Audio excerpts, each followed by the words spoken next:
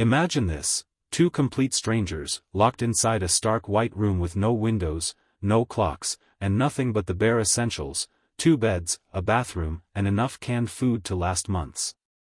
They're told that if they can survive together for exactly 100 days without stepping over a red line on the floor, they'll split $500,000. But if either one quits or crosses that line, they both lose everything. Day 1 starts now. Would you last? Hit that like button if you think you could make it even a week, and subscribe with notifications on because this story is about to get insanely emotional. You won't want to miss a single moment. My name is Alex Rivera, a 28-year-old single dad from a small town in Ohio. Life hadn't been kind to me lately. My wife walked out 2 years ago, leaving me with our 5-year-old daughter, Mia, and a mountain of medical bills from Mia's rare heart condition.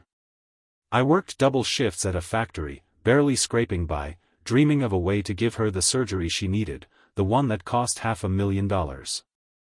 When I saw the ad for this insane challenge, survive 100 days trapped with a stranger, win $500,000, I thought it was a joke. But it was real. Hosted by a massive YouTube creator known for wild stunts, it promised life-changing money. I applied on a whim, never expecting to get picked. Across from me in that blindingly white room sat Sarah Thompson, 32, a former teacher from California who'd lost everything in a wildfire that destroyed her home and school. She was rebuilding her life, couch-surfing with friends, haunted by the memories of students she couldn't save when the flames came too fast.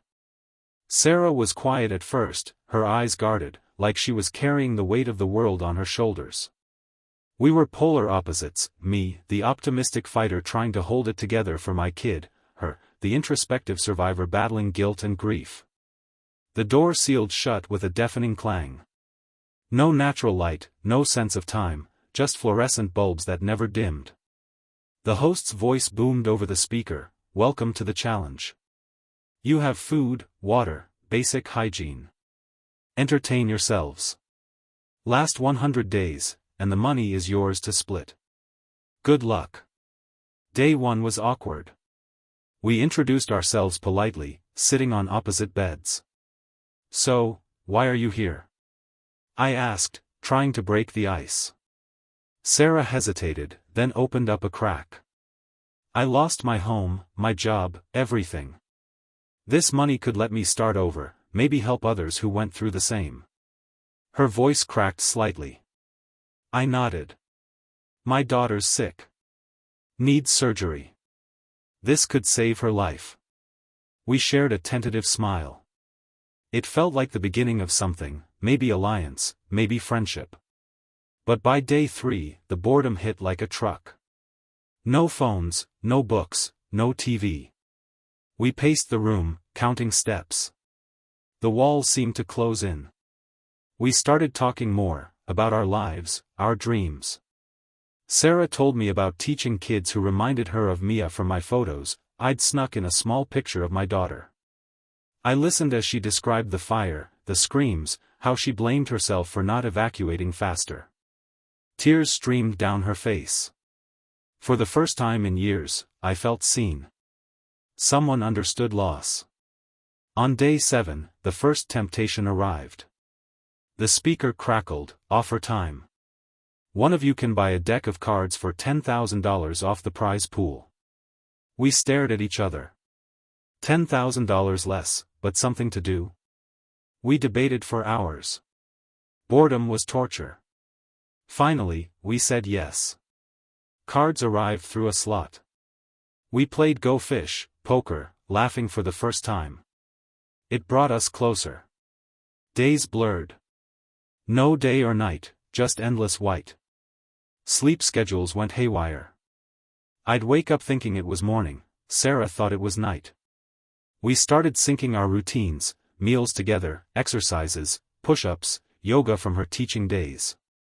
We invented games, storytelling chains, where one starts a tale and the other continues. I told epic adventures about Mia as a superhero, Sarah wove in lessons from her classroom. By day 15, emotional walls crumbled. Sarah had a breakdown one night, sobbing about her guilt. "I should have saved them all," she whispered. I held her hand, our first physical contact beyond accidental brushes. You did what you could. You're a hero. She cried in my arms. In that moment, strangers became confidants. But challenges escalated. Day 20, buy a small TV with movies for $50,000? The boredom was soul-crushing now. Hallucinations started, shadows dancing on walls from lack of stimulation. We caved. Movies arrived. We binged old classics, quoting lines, finding joy in shared laughter. Isolation warped us. Time lost meaning. We'd guess days wrong by weeks. Paranoia crept in. Did the host forget us? Was this real? Sarah's anxiety spiked, she'd pace frantically. I'd calm her with stories of Mia. Think of what this money means. For her surgery. For your new start. Day 30 brought a curveball. One of you can leave now and take $100,000 alone. The other gets nothing. Silence. Betrayal hung in the air. Sarah looked at me, eyes wide. I need it for rebuilding. My heart sank. Visions of Mia's pale face flashed. But quitting meant both lose? No, the offer was to leave early and take partial. We talked all night. Tears, anger. How could you even consider it? I yelled. She fired back, you think you're the only one suffering? We didn't speak for 2 days, a cold war in confinement.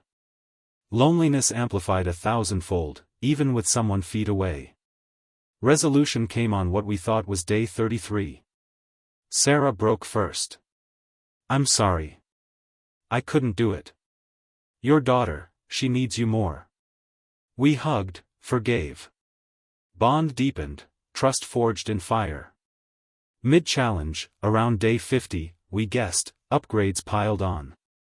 A mini-gym for $80,000. Books for $20,000. Art supplies. The room transformed into a cozy haven, blankets, pillows, even a fake window projection. Prize pool dwindled, but sanity saved. We painted murals on walls, Mia's face, Sarah's old school reborn. Emotional peaks hit. Day 60-ish, Sarah confessed she'd been suicidal after the fire. This challenge, you, saved me. I shared my fears of failing as a dad. We cried together, healing wounds neither knew we carried. Challenges intensified. Power outages, plunging us into darkness for hours, pure terror. Simulated emergencies, testing teamwork. We built forts from cans, created a calendar from scratches. Low point, day 75. Depression crushed us. No motivation. Staring at walls. Sarah whispered, I can't do this anymore. I panicked. Think of Mia. Think of your future. We motivated each other, daily affirmations, promises. One night, hallucinations peaked. Sarah saw flames, I saw Mia calling. We held each other through the night, grounding in reality. Day 90, final temptation.